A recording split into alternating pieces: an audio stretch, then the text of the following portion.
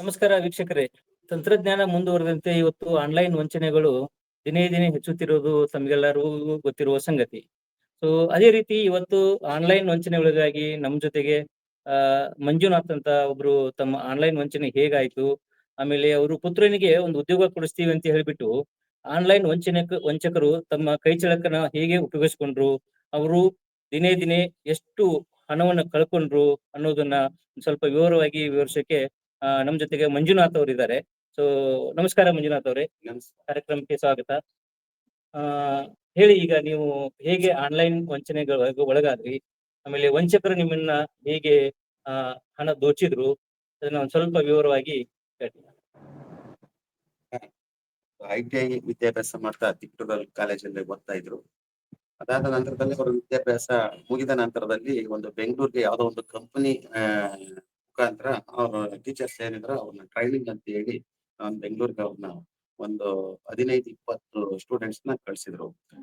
ಆ ಸಂದರ್ಭದಲ್ಲಿ ಯಾರೋ ಬೇರೆಯವ್ರು ಒಂದು ಲಿಂಕ್ ಕಳ್ಸಿದ್ದಾರೆ ನಮ್ಮ ಮಗನಿಗೆ. ಆ ಲಿಂಕ್ ಅನ್ನ ಓಪನ್ ಮಾಡಿ ತಕ್ಷಣ ಆ ಲಿಂಕ್ ಯಾರು ಕಳ್ಸಿದ್ರು? ಅವ್ರು ಗೊತ್ತಿರೋ ಪರಿಚಯದವ್ರು ಯಾರು ಅಲ್ಲ ಅವ್ರು? ಇಲ್ಲ, ಯಾರು ನಮ್ಗ ಒಂದು ಆನ್ಲೈನ್ ವಂಚಕರು ಮಾಡಿರೋದು. ಆ ಲಿಂಕ್ ಅನ್ನ ಇವನು ಓಪನ್ ಮಾಡ್ಕೊಂಡಿದ್ದಾನೆ. ಓಪನ್ ಮಾಡಿಕೊಂಡ ತಕ್ಷಣನೇ ಒಂದ್ ₹2,000 ಅಮೌಂಟ್ ಅನ್ನ ಹಾಕಿ ನಿಮ್ಗೆ ಹಣ ದ್ವಿಗುಣವಾಗುತ್ತೆ. ಏನಕ್ಕೆ ಅವ್ರು ಅಮೌಂಟ್ ಹಾಕಿ ಅಂತ ಹೇಳಿದ್ರ? ಏನು ಅಂತ ಹೇಳಿದ್ರು? ಏನು ಉದ್ದೇಶಕ್ಕಾಗಿ ಅಮೌಂಟ್? ನಿಮ್ಮ ನಿರುದ್ಯೋಗ ಸಮಸ್ಯೆಗೆ ಒಂದು ತಿಂಗಳಿಗೆ ಒಂದು ಹೆಚ್ಚು ಕಡಿಮೆ ಒಂದು 2 ಲಕ್ಷ ದುಡಿಬಹುದು, 1 ಲಕ್ಷ ದುಡಿಬಹುದು ಅಂತ ನಿಮ್ಗೆ ಹಣದ ಒಂದು ಆಸೆಯನ್ನು ತೋರಿಸಿದ್ದಾರೆ. ಇನ್ನೊಂದು ಸ್ವಲ್ಪ ಚಿಕ್ಕ ವಯಸ್ಸು, ನಮ್ಮ ಹುಡುಗ ಇನ್ನ ಒಂದು 20-21 ವರ್ಷ ವಯಸ್ಸು ಜೊತೆಗೆ. ನನ್ನ ಮಗ ಈತ ಏನ್ ಮಾಡಿದ್ದಾನೆ, ಒಬ್ಬರಿಗೆ ಒಂದು 5,000 ಅಮೌಂಟ್ ಅನ್ನ ಮೊದಲನೇ ಕಂತಲ್ಲಿ 2,000 ಹಾಕಿದ್ದಾನೆ, ಮತ್ತೆ 500 ಹಾಕಿದ್ದಾನೆ, 5,000, 10,000 ಈ ತರ ಹೇಳಿ 1,75,000, 80,000 ರೀಚ್ ಮಾಡಿದ್ದಾರೆ. ರೀಚ್ ಮಾಡಿದಂತ ಸಂದರ್ಭದಲ್ಲಿ ಇವನು ದುಡಿದಂತ ದುಡಿಮೆ ಹಗಲು ಇರಳು ದುಡಿದಂತ ದುಡಿಮೆ ಸಂಪೂರ್ಣವಾಗಿ ಅವ್ರ ಕೈ ಸೇರಿದೆ. ಅವ್ರ ಕೈ ಸೇರಿದಂತ ಒಂದು ಕೊನೆ ಹಂತದಲ್ಲಿ ಇವನು ದುಃಖಿತನಾಗಿ ಏನ್ ಮಾಡ್ಬೋದು ಅನ್ನೋದೇ ಇವನಿಗೆ ತೋಚಿಲ್ಲ. ಏನೋ ಒಂದು ಯೋಚನೆ ಮಾಡಿ ನನ್ಗೆ ಹೇಳಿದ್ರೆ ಇನ್ನ ಬೈತಾರೆ ಮನೆಯಲ್ಲಿ, ತಂದೆ ತಾಯಿ ಅನ್ನೋ ಒಂದು ಭಯದಲ್ಲಿ ನನ್ಗೆ ಹೇಳಿದ. ಆ ನಡುವೆ ಒಂದು ಅವ್ನಿಗೆ ಯಾವ್ದೋ ಒಂದು ಧೈರ್ಯವನ್ನು ತಗೊಂಡು ನನಗೆ ಹೇಳ್ದ, ನನ್ನ ಮಗ ಈ ತರ ನಂದಾಗಿದೆ. 1 ಲಕ್ಷ ಅಮೌಂಟ್ ಹೋಗೋವರೆಗೂ ಅವನೇನು ಯಾರ ಜೊತೆಗೆ ಏನು ಶೇರ್ ಮಾಡ್ಕೊಂಡಿಲ್ಲ. ಅವ್ರು ಯಾವ್ದು ಉದ್ಯೋಗನೂ ಕೊಟ್ಟಿಲ್ಲ. ಉದ್ಯೋಗನೂ ಕೊಟ್ಟಿಲ್ಲ. ಆದ್ರಿಂದ ಈತನಿಗೆ ನನ್ನ ಮಗನಿಗೆ ಯಾವುದೇ ರೀತಿ ₹1 ಹಣನೂ ಸಿಕ್ಕಿಲ್ಲ. ಇದೇನು ಗೌರ್ಮೆಂಟ್ ಜಾಬ್ಗ, ಪ್ರೈವೇಟ್ ಜಾಬ್ಗ? ಆನ್ಲೈನ್ ವಂಚನೆ. ನಾನು ಈ ನಡುವೆ ನನ್ನ ಮಗನಿಗೆ ಈ ತರ ಆನ್ಲೈನ್ ವಂಚನೆದು ವಿಡಿಯೋನು ಕೂಡ ಹಾಕಿದ್ದೆ. ಯಾವುದೋ ಒಂದು ಡಿವೈಎಸ್ಪಿ ಸರ್ಕಲ್ ಇನ್ಸ್ಪೆಕ್ಟರ್ ಗಳೆಲ್ಲ ಮಾತಾಡಿದ್ದು ವಿಡಿಯೋನು ಕೂಡ ಹಾಕಿದೆ. ನನ್ನ ಮಗನಿಗೆ ಅವಾಗ ಒಂದು ಎಚ್ಚರಿಕೆ ಆಗಿರೋ ಈ ತರ ಮಾಡಬೇಡಿ ಅಂತ ಹೇಳಿ. ಅವನು ಅದನ್ನ ಒಂದು ಗಣನೆಗೆ ತಗೊಂಡಿಲ್ಲ. ಅವನು ಏನೋ ಹಾಕಿದ್ದಾರೆ ಅಂತ ವಿಡಿಯೋ ಡಿಲೀಟ್ ಮಾಡಿದ್ದಾನೆ. ಆ ಸಂದರ್ಭದಲ್ಲಿ ಮುಂದೆ ಯಾವಾಗ 1,70,80,000 ಚಿಲ್ಲರೆ ಹೋಯ್ತು. ಇಷ್ಟು 1,70,000 ಅಮೌಂಟ್ ನೀವು ಮಗನ ಅಕೌಂಟ್ ಅಲ್ಲಿ ಇಟ್ಟಿದ್ರಾ?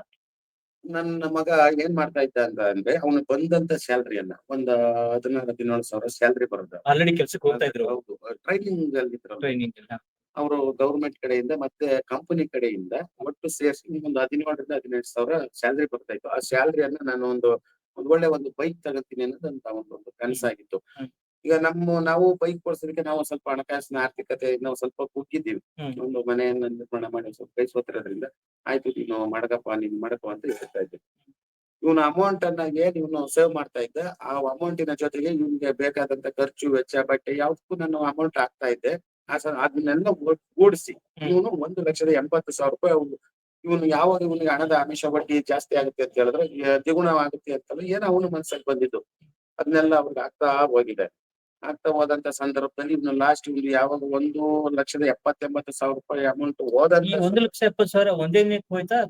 ಹಂತ ಹಂತವಾಗಿ ಕಂತು ಪ್ರಕಾರ ಹಾಕ್ಸ್ಕೊಂಡಿದ್ದಾರೆ. ಹಂತವಾಗಿ ಅಮೌಂಟ್ ಅನ್ನ ಹಾಕ್ಸ್ಕೊಂಡಿದ್ದಾರೆ. ಆ ಅಮೌಂಟ್ ಅನ್ನ ಏನ್ ಮಾಡಿದಾರೆ ಅವರು, ಇವ್ನು ಲಾಸ್ಟ್ ನಿನ್ಗೆ ನೋಡಪ್ಪ, ನಿನ್ಗೆ ₹25,000 ನಮ್ಗೆ ಹಾಕಿದ್ರೆ ನಿನ್ಗೆ ಒಂದು ₹3,20,000 ನಿನ್ನ ಅಕೌಂಟಿಗೆ ಜಮಾ ಆಗುತ್ತೆ ಅನ್ನೋದಕ್ಕೆ ಅಂತ ಹೇಳಿ ಅವ್ರಿಗೆ ಇವನಿಗೆ ಲಾಸ್ಟ್ ಫೈನಲ್ ಹೇಳಿದ್ದಾರೆ. ಇವತ್ತು ಸಂಜೆ 5 ಗಂಟೆ ಒಳಗೆ ನನಗೆ 25,000 ಹಣವನ್ನು ಹಾಕಿದ್ರೆ ಮಾತ್ರ ನಿಮ್ಗೆ ಹಣ ತಗುತ್ತೆ, ಇಲ್ಲ ಅಂದ್ರೆ ನಮ್ಮನ್ನ ಯಾವ್ದೇ ರೀತಿ ಪ್ರಶ್ನೆ ನೀವು 1.5 ಲಕ್ಷ ಪ್ರಶ್ನೆ ಮಾಡುವಂತಿಲ್ಲ ಅಂತ ಅವ್ರು ಹೇಳಿದ್ದಾರೆ. ಆ ಸಂದರ್ಭದಲ್ಲಿ ನನ್ನ ಮಗ ಅವನ ಹತ್ರ ಹಣ ಎಲ್ಲ ಸಂಪೂರ್ಣವಾಗಿ ಖಾಲಿ ಆದಂತ ಸಂದರ್ಭದಲ್ಲಿ ನನಗೆ ಫೋನ್ ಮಾಡಿದೆ. ಅಪ್ಪ, ಇದು ಯಾವ್ದೋ ಒಂದು ನನಗೆ ಪೇಮೆಂಟ್ ಬರ್ಬೇಕು. ನನ್ಗೆ ಒಂದು ಅಕೌಂಟ್ ಓಪನ್ ಮಾಡ್ಬೇಕು. CB account open current account open ಮಾಡ್ಬೇಕು. ಅದಕ್ಕೆ ಮಿನಿಮಮ್ ಬ್ಯಾಲೆನ್ಸ್ ಒಂದ್ 20,000 ಬೇಕಂತೆ. ಆ ಫಾರ್ಮ್ಯಾಟ್ ಎಲ್ಲದಕ್ಕೂ ಒಂದ್ 25,000 ಹೇಳ್ತಾ ಇದ್ದಾರೆ ಬ್ಯಾಂಕ್ ಅಲ್ಲಿ. ಒಂದ್ 25,000 ಅಮೌಂಟ್ ಹಾಕಿ ಅಂತ ನಮ್ಮ ಮಗವ್ರು ಕೇಳಿದ್ರು. ನಾವು 25,000 ಯಾರೋ ಇವತ್ತು ಸ್ನೇಹಿತರುಗಳ ಹತ್ರ ಒಂದು ಸಾಲ ಅದು ಇದು ಅಂತ ಹೇಳಿ ಮಾಡಿ ನನ್ ಮಗನ್ಗೆ ಹಾಕಿ ಆ ಹಣವನ್ನ ಅವ್ನು ಹಾಕ್ಸ್ಕೊಂಡು ಸ್ವಿಚ್ ಆಫ್ ಮಾಡಿದ್ದಾನೆ. ವಂಚಕ ಏನಿದ್ದಾನೆ ಸೈಬರ್ ಕ್ರೈಮ್ ಸ್ವಿಚ್ ಆಫ್ ಮಾಡಿದ್ದಾನೆ. ಸುಮಾರು ಒಂದು ತಿಂಗಳು ನನ್ನ ಮಗ ಆ ವಿಚಾರವನ್ನು ನನಗೆ ಹೇಳಿಲ್ಲ.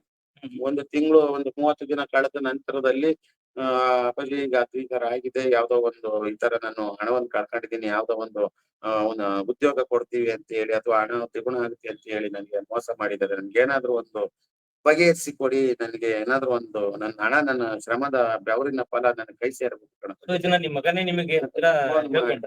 ಅವ್ನ್ಗೆ ಯಾರ್ದು ಸಪೋರ್ಟ್ ಇರ್ಲಿಲ್ಲ. ಹ್ಮ್. ಆಗ ಸರಿ ಆಯ್ತು, ಇದು ಸ್ವಲ್ಪ ಸಮಾಧಾನವಾಗಿರುವಂತ ನಾನು ಒಂದು ನಮ್ದು ನೆರವು ಕಟ್ಟಡ ಕಾರ್ಮಿಕ ಅಸಂಘಟಿತ ಕಟ್ಟಡ ಕಾರ್ಮಿಕ ಅಂತ ಹೇಳಿ ಬೆಂಗಳೂರಲ್ಲಿ ನಮ್ಮ ಸ್ನೇಹಿತರದ್ದು ಒಂದು ಸಂಘಟನೆ ಇದೆ. ನಮ್ಮ ಮರಿಗೌಡ್ರದ್ದು. ಹ್ಮ್. ಅವ್ರಿಗೊಂದು ದೂರವಾಣಿ ಮೂಲಕ ಅವ್ರನ್ನ ಸಂಪರ್ಕ ಮಾಡಿದೆ.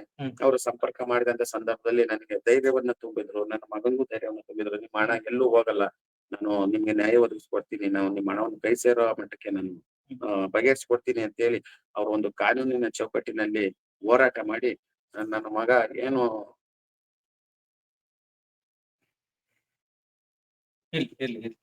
ದುಡಿದ ಆ ಹಣವನ್ನ ಅವನ್ ಕೈ ಸೇರಿಸಿದರೆ ನನಗೆ ನಾನು ಒಂದು ಒಂದು ಸಂಘಟನೆ ಒಳಗೆ ಒಂದು ಚಿಕ್ಕದಾದ ಒಂದು ಸಂಘಟನೆ ಒಳಗೆ ತುರುವೇಕೆರೆ ತಾಲೂಕಿನಲ್ಲಿ ಒಂದು ರಾಜ್ಯ ಸೆಕ್ರೆಟರಿ ಆಗಿ ಕೆಲಸ ಮಾಡ್ತಿದ್ದೆ. ನಾನು ಸಾಕಷ್ಟು ಜನಗಳಿಗೆ ಸಹಾಯ ಮಾಡಿದೆ. ಆದ್ರೆ ನನ್ನ ಮಗ ಈ ತರ ವಂಚಕರಿಗೆ ಬಲಿಯಾಗ್ತಾನೆ ಅಂತ ನನಗೆ ಗೊತ್ತಾಗ್ಲಿಲ್ಲ.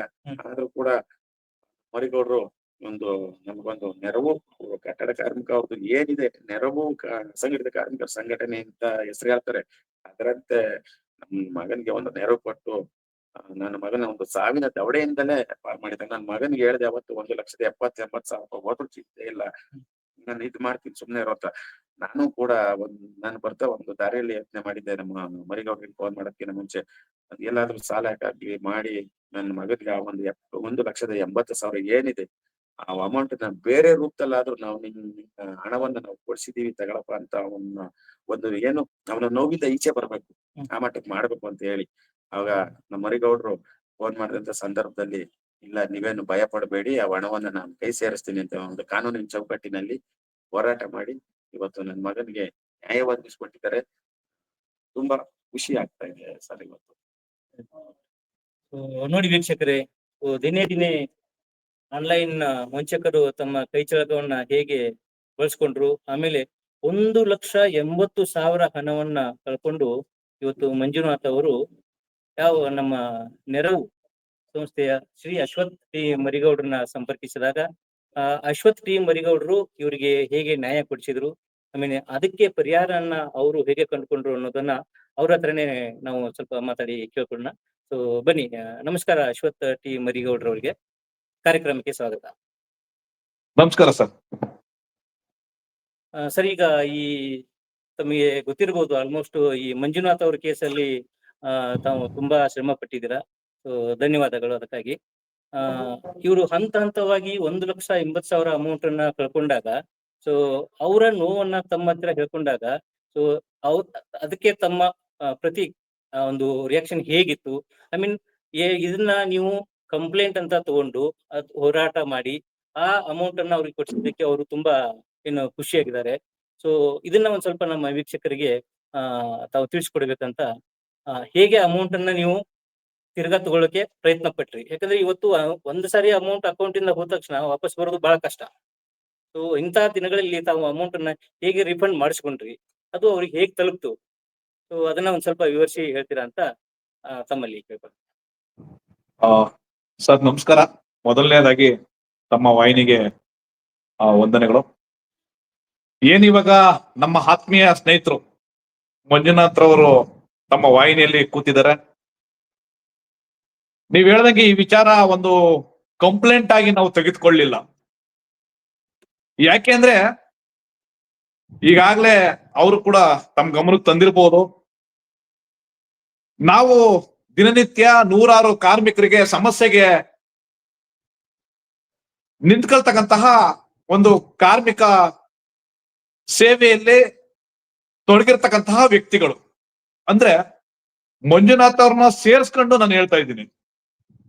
ಹಾಗಾಗಿ ಏನು ಅವ್ರ ಮಗ ಸುಮಾರು 1,67,000 ಹಣವನ್ನ ಒಂದು ಕೆಲಸದ ಆಸೆಗೋಸ್ಕರ ಅಥವಾ ಹಣವನ್ನ ಇನ್ನೂ ಜಾಸ್ತಿ ದುಡಿಬಹುದು ಅನ್ನೋ ಒಂದು ನಿಟ್ಟಿನಲ್ಲಿ, ಈಗ ತಮ್ಗೆಲ್ಲ ಗೊತ್ತಿರ್ಬೋದು, ಬೆಂಗಳೂರಿನಲ್ಲಿ ನಾವು ಎಷ್ಟೇ ದುಡಿದ್ರು ಕೂಡ ಹಣ ಸಾಕಾಗ್ತಾ ಇಲ್ಲ, ಜೀವನ ಸಾಗ್ಸೋದಿಕ್ ಆಗ್ತಾ ಇಲ್ಲ.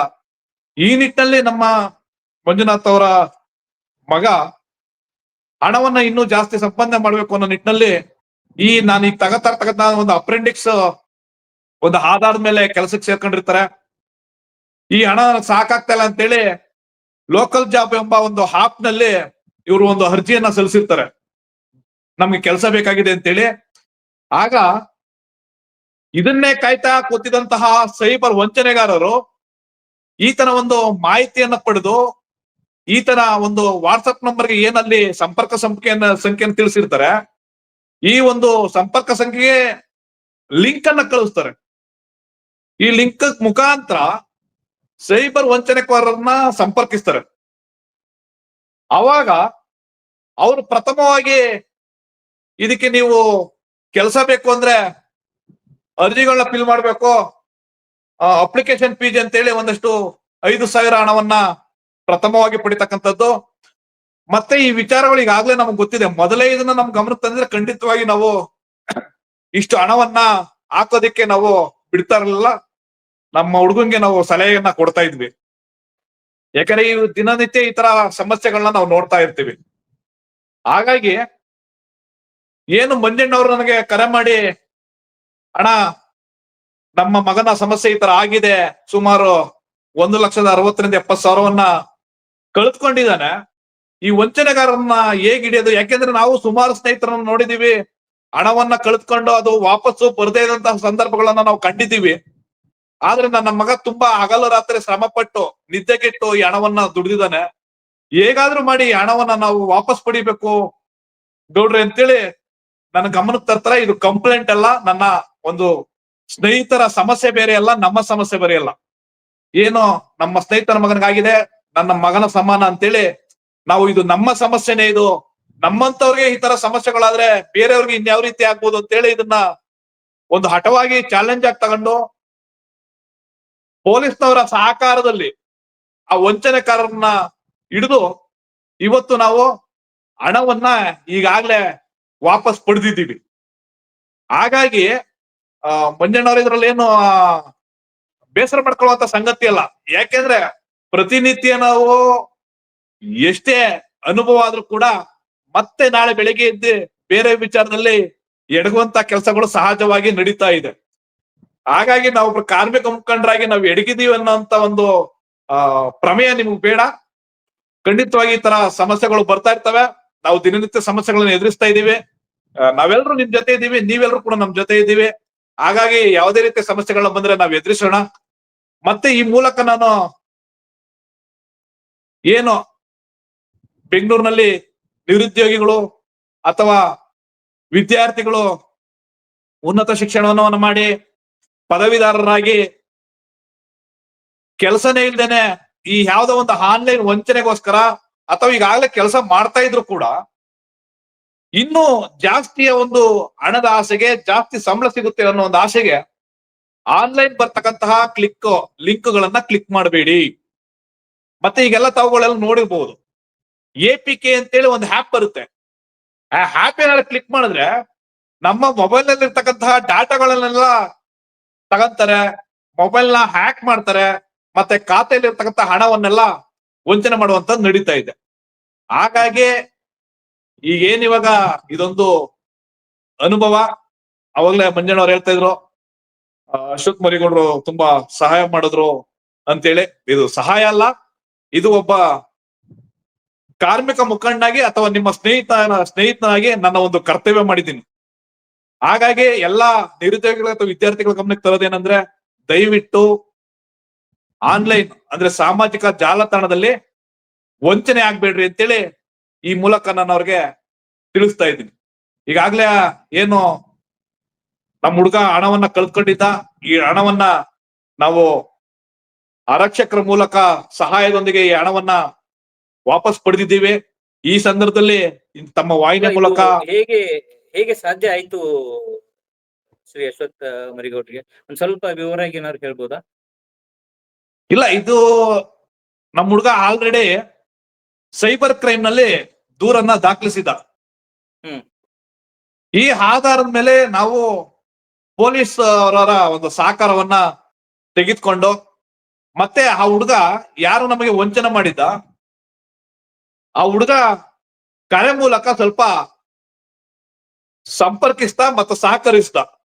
ಹ್ಮ್. ಹ್ಮ್. ನಾವು ಅವ್ರನ್ನ ಸಂಪರ್ಕಿಸಿದ್ವಿ, ಅವ್ರು ನಮ್ಗೆ ಸಹಕರಿಸಿದ್ರು. ಇಲ್ಲ, ನಾನು ಕೂಡ ಅನ್ಯಾಯಕ್ಕೆ ಒಳಗಾಗಿದ್ದೀನಿ, ಬರ್ತೀನಿ ಅಂದ್ರೆ ಮೊದಲೇ ಹೇಗೆ ಫೋನ್ ಅನ್ನ ಸ್ವಿಚ್ ಆಫ್ ಮಾಡ್ಕೊಳ್ಳುವಂತದ್ದು, ಸ್ಪಂದಿಸ್ತೇ ಹೊರದಂತದ್ದು, ಈ ತರ ಘಟನೆಗಳೆಲ್ಲ ನಡೆದ್ವು. ಹಾಗಾಗಿ ಮತ್ತೆ ನಾವ್ ಯಾವಾಗ ಸೈಬರ್ ಕ್ರೈಮ್ ನಲ್ಲಿ ದೂರನ್ನ ದಾಖಲಿಸಿದ್ವಿ, ಅವರ ಖಾತೆ ಲಾಕ್ ಆಗುತ್ತೆ. ಅಂದ್ರೆ ಹ್ಮ್. ಬ್ಯಾಂಕ್ ನ ಖಾತೆನ ಅಕೌಂಟ್ ನ ಲಾಕ್ ಮಾಡ್ತಾರೆ. ಅವಾಗ ಖುದ್ದಾಗಿ ಈ ಹುಡುಗನೇ ನಮ್ಮನ್ನ ಸಂಪರ್ಕಿಸ್ತಾರೆ. ಇದು ಯಾಕೆ ನಮ್ಮ ಹೇಗಿತ್ತು ನಿಮ್ದು? ಮಧ್ಯ ನೀವು ಆನ್ಲೈನ್ ಸೈಬರ್ ಕ್ರೈಮ್ ಅವ್ರನ್ನ ಸಂಪರ್ಕಿಸಿದ್ದು, ಐ ಮೀನ್ ಇವರು ವಂಚಕರನ್ನ ಅವ್ರ ಅಕೌಂಟ್ ನ ನೀವು ಫ್ರೀಜ್ ಮಾಡಿಸಿರೋದು, ಈ ಟೈಮ್ ಪೀರಿಯಡ್ ಎಲ್ಲ ಹೇಗಿತ್ತು? ವಿತ್ ಇನ್ 2-3 ಡೇಸ್ ನಲ್ಲಿ ಇತ್ತಾ ಅಥವಾ ಏನಾದ್ರು ತುಂಬಾ ಟೈಮ್ ತಗೊಳ್ತಾ? ಇಲ್ಲ, ಸುಮಾರು 1 ವಾರಗಳ ಕಾಲ ಹಾ. ತೆಗೆದುಕೊಂಡಿದೆ. ಹಾಗಾಗಿ ಪ್ರಥಮವಾಗಿ ಆತ ಸ್ಪಂದಿಸಿರ್ಲಿಲ್ಲ ನಮ್ಗೆ. ಹ್ಮ್. ಯಾಕೆ ನಮ್ಮ ಇದನ್ನ ಅಕೌಂಟ್ ನ ಲಾಕ್ ಮಾಡ್ಸಿದೀರಾ, ಈ ರೀತಿ ಬೇಜವಾಬ್ದಾರಿತನದಲ್ಲಿ ಮಾತಾಡ್ತಾ ಇದ್ರು. ನಾವ್ ಹೇಳಿದ್ವಲ್ಲ, ನಮ್ಮ ಪೊಲೀಸ್ನವರ ಸಹಕಾರ ತೆಗೆದುಕೊಂಡು ಆತನನ್ನ ಸಂಪರ್ಕಿಸಿ, ಆತ ಆಯ್ತು ಅಂತೇಳಿ ಕೊಡ್ತೀನಿ ಅಂತೇಳಿ ಹಂತ ಹಂತವಾಗಿ ಹಣವನ್ನ ನಮ್ಗೆ ತಲುಪಿಸಿದಾನೆ. ಹಾಗಾಗಿ ಇದ್ರ ಮುಖಾಂತರ ಈಗ ಏನಂದ್ರೆ, ನಾವು ಹಣವನ್ನ ವಾಪಸ್ ಪಡೆದಿದ್ದೀವಿ ಅನ್ನೋದಕ್ಕೆ ಒಂದ್ ಕಡೆ ಸಂತೋಷ ಆದ್ರೆ, ಇನ್ನೊಂದ್ ಕಡೆ ಇವತ್ತು ಮಂಜಣ್ಣವರು ಈ ತಮ್ಮ ವಾಹಿನಿಯಲ್ಲಿ ಬಂದು ಒಂದು ಸಂದೇಶನ ಏನ್ ರವಾನೆ ಮಾಡ್ತಾ ಇದಾರೆ ಅಂದ್ರೆ, ನಮ್ಮ ಮಗ ಕಳ್ಕೊಂಡಿದ್ದಾನೆ ಅಂತ ಹಳಲನ್ನ ತೊಳ್ಕೊಳ್ತಾ ಇಲ್ಲ. ಮುಂದೆ ಈ ರೀತಿ ಯಾವುದೇ ನಿರುದ್ಯೋಗಿಗಳು ಅಥವಾ ವಿದ್ಯಾರ್ಥಿಗಳು ವಂಚನೆಗೆ ಒಳಗಾಗ್ಬೇಡಿ ಅನ್ನೋ ಒಂದು ಸಂದೇಶವನ್ನ ಕೊಡೋದಕ್ಕೆ ತಮ್ಮ ವಾಹಿನಿಯಲ್ಲಿ ಕೂತಿದ್ದಾರೆ ಅಂತೇಳಿ ನಾನು ಭಾವಿಸ್ತಾ ಇದ್ದೀನಿ. ಧನ್ಯವಾದಗಳು ಅಶ್ವಥ್ ಮರಿಗೌಡ್ ಅವ್ರಿಗೆ. ಸೊ ನೋಡಿ ವೀಕ್ಷಕರೇ, ಸೊ ಇವತ್ತು ದಿನೇ ದಿನೇ ಏನು ಒಂದು APK ಫೈಲ್ಗಳನ್ನ ತಾವು ರಿಸೀವ್ ಮಾಡ್ಕೊಳ್ತಿರೋದು, ಆಮೇಲೆ ವಾಟ್ಸಪ್ ಅಲ್ಲಿ ಕಳಿಸ್ತಾರೆ, ಫೇಸ್ಬುಕ್ ಅಲ್ಲಿ ಕಳಿಸ್ತಾರೆ, ಇನ್ಸ್ಟಾಗ್ರಾಮ್ ಅಲ್ಲಿ ಕಳಿಸ್ತಿರ್ತಾರೆ. ಸೊ ಅಂತ ಹೊತ್ತಿನಲ್ಲಿ ತಾವು ಸ್ವಲ್ಪ ಜಾಗರೂಕರಾಗಿ, ಐ ಮೀನ್ ಯಾರಿಗೆ ತಮಗೆ ಪರಿಚಯ ಇಲ್ಲದ ವ್ಯಕ್ತಿಗಳಿಂದ ಹಣಕಾಸಿನ ವ್ಯವಹಾರನ ಮಾಡ್ಲೇಬೇಡಿ. ಸೊ ಅದನ್ನ ನಾವು ಒಂದ್ ಸ್ವಲ್ಪ ಏನು ಇವತ್ತು ಜಾಗರೂಕತೆಗಾಗಿ ತಮ್ಮ ಮುಂದೆ ಒಂದ್ ಸ್ವಲ್ಪ ಹೇಳೋದು ಏನಪ್ಪಾ ಅಂತಂದ್ರೆ, ನಿಮಗೆ ಗೊತ್ತಿಲ್ಲದ ಪರಿಚಯವಿಲ್ಲದ ವ್ಯಕ್ತಿಯೊಂದಿಗೆ ಹಣಕಾಸಿನ ವ್ಯವಹಾರಗಳನ್ನು ಮಾಡಲೇಬೇಡಿ. ಅದರಲ್ಲೂ ಜೊತೆಗೆ ಆನ್ಲೈನ್ ನಲ್ಲಿ ಬರುವಂತ ಈ ಲಿಂಕ್ ಗಳನ್ನ ಕ್ಲಿಕ್ ಮಾಡೋದಾಗ್ಲಿ ಅಥವಾ ಇನ್ಸ್ಟಾಲೇಷನ್ ಮಾಡೋದಾಗ್ಲಿ, ಐ ಮೀನ್ ಗೊತ್ತಿಲ್ಲದ ವ್ಯಕ್ತಿಗಳಿಗೆ ಹಣವನ್ನ ಟ್ರಾನ್ಸ್ಫರ್ ಮಾಡೋದಾಗ್ಲಿ, ಇಂಥವನ್ನ ಯಾವುದೇ ಕಾರಣಕ್ಕೂ ಮಾಡಬೇಡಿ ಅಂತ ಹೇಳ್ತಾ, ಸೊ ಇವತ್ತಿನ ಈ ಕಾರ್ಯಕ್ರಮಕ್ಕೆ ಬಂದು ಮಂಜುನಾಥ್ ಅವರು ತಮ್ಮ ಒಂದು ಒಳ್ಳೆ ಸಂದೇಶವನ್ನ ಕೊಟ್ಟಿದ್ದಾರೆ. ಸೊ ಅದೇ ರೀತಿ ಕೊನೆಯದಾಗಿ ಮಂಜುನಾಥ್ ಅವರೇ, ತಾವು ಏನ್ ಹೇಳಕ್ ಬಯಸ್ತೀರಾ ಇವತ್ತಿನ ದಿನ ನಮ್ಮ ವೀಕ್ಷಕರಿಗೆ? ಹಣ ನಮ್ಮಿಂದ ಹಣ ಏನಾದ್ರು ಈ ತರ ಯಾರಾದ್ರೂ ಕಸ್ಕೊಂಡು ಹೋದ್ರೆ ಸಂಪಾದನೆ ಮಾಡ್ಬೋದು. ಇವತ್ತಲ್ಲ ನಾಳೆ ದುಡಿಬಹುದು, ಅದ್ರಲ್ಲಿ ಎರಡೇ ಮಾತಿಲ್ಲ. ಅಂದ್ರೆ ಒಂದ್ 21-25 ವರ್ಷದ ಒಂದು ಮಕ್ಕಳು ನಮ್ಮಿಂದ ಈ ಒಂದು ಹಣದ ಅಂಶಕ್ಕೆ ಒಳಗಾಗಿ ಹಣವನ್ನು ಕಳ್ಕೊಂಡು ಅಂತ ನೊಂದು ಏನಾದ್ರು ಜೀವ ಕಳೆದುಕೊಂಡ್ರೆ ಅದನ್ನ ಪರಿಸ್ಥಿತಿ ಕಷ್ಟ ಆಗೋದು. ತಂದೆ ತಾಯಿ ಆದವ್ರಿಗೆ ನನ್ ಮರಿಗೌಡ್ರು ನನ್ಗೆ ಹಣವನ್ನ ನನ್ನ ಮಗ ಕಳ್ಕೊಂಡು ಹಣವನ್ನ ಕೊಡ್ಸಿದ್ರು ಅನ್ನೋ ಒಂದು ಖುಷಿಗೆ ನನ್ನ ಮಗನ್ ಕೊಡ್ಸಿದ್ರು ಅನ್ನೋ ಸಂತೋಷನೇ ಜಾಸ್ತಿ. ಅವನು ಆ ರೀತಿ ಏನೋ ಒಂಥರ ನೋವಲ್ಲಿ ಹೌದು, ಈ ವಯಸ್ಸಲ್ಲಿ ಮಕ್ಕಳು ತಪ್ಪು ನಿರ್ಧಾರಗಳನ್ನ ಕೈಗೊಳ್ಳುವಂತ ಒಂದು ಹಣ ಕೊಡ್ಸಿದಕ್ಕಿಂತ ನಮ್ಮ ಮರಿಗೌಡ್ರು ಹಣ ಕೊಡ್ಸಿದ್ಕಿನ್ನ ಹೆಚ್ಚಾಗಿ ನನ್ನ ಮಗನ್ ನೋಡ್ಸಿದ್ರು ಅನ್ನೋ ಒಂದು ಆತ್ಮೀಯತೆ, ಖುಷಿ ನನ್ನಲ್ಲಿ ಯಾವತ್ತೂ ಇರುತ್ತೆ. ಅವ್ರ ಮೇಲೆ ನಾನು ಎಂದೆಂದಿಗೂ ಚಿರಋಣಿಯಾಗಿರ್ತೀನಿ. ಅದೊಂದು ನಾನು ಈ ಸಂದರ್ಭದಲ್ಲಿ ಹೇಳಕ್ ಬಹಳ ಇಷ್ಟಪಡ್ತೀನಿ. ಧನ್ಯವಾದಗಳು ಮಂಜುನಾಥ್ ಅವರೇ. ಸೊ ವೀಕ್ಷಕರೇ, ಕೊನೆಯದಾಗಿ ಹೇಳೋದು ನಾವಿಷ್ಟೇ, ನಮ್ಮ ವೈನ್ ಕಡೆಯಿಂದ ಆನ್ಲೈನ್ ವಂಚನೆಗೆ ಒಳಗಾಗದಿರಿ, ಆದಷ್ಟು ಜಾಗರೂಕರಾಗಿರಿ. ಸೊ ಇವತ್ತೇನು ಅಶ್ವಥ್ ಟಿ ಮರಿಗೌಡ್ರ ಒಂದು ಸಹಾಯದಿಂದ, ಐ ಮೀನ್ ಪೊಲೀಸ್ ಇಲಾಖೆಯ ಸಹಕಾರದಿಂದ ಈ ಮಂಜುನಾಥ್ ಅವರು ತಮ್ಮ ಕಳೆದುಕೊಂಡ ಹಣವನ್ನ ಸಂಪೂರ್ಣವಾಗಿ ಪಡೆದುಕೊಳ್ಳಲು ಯಶಸ್ವಿಯಾಗಿದ್ದಾರೆ. ಸೊ ಅಂತ ಏನಾದ್ರೂ ತಮಗೆ ಕಂಡು ಬಂದಿಲ್ಲ. ತಾವು ಏನಾದ್ರು ಆನ್ಲೈನ್ ವಂಚನೆಗೆ ಒಳಗಾಗಿದ್ರೆ ದಯವಿಟ್ಟು ಅದೇ ಸೇಮ್ ಇದೇ ರೀತಿ ನಮ್ಮ ಶೆಟ್ಟಿ ಮರಿಗೌಡ್ರನ್ನ ಸಂಪರ್ಕಿಸ್ರಿ. ಕಾನೂನು ಹೋರಾಟದಿಂದ ತಮ್ಮ ಕಳೆದುಕೊಂಡು ಹೋದಂತ ಹಣವನ್ನ ತಾವು ಪಡೆದುಕೊಳ್ರಿ ಅಂತ ಹೇಳ್ತಾ ಇವತ್ತಿನ ಕಾರ್ಯಕ್ರಮವನ್ನ ಇಲ್ಲಿಗೆ ಮುಗಿಸ್ತಾ ಇದೀವಿ. ಧನ್ಯವಾದ.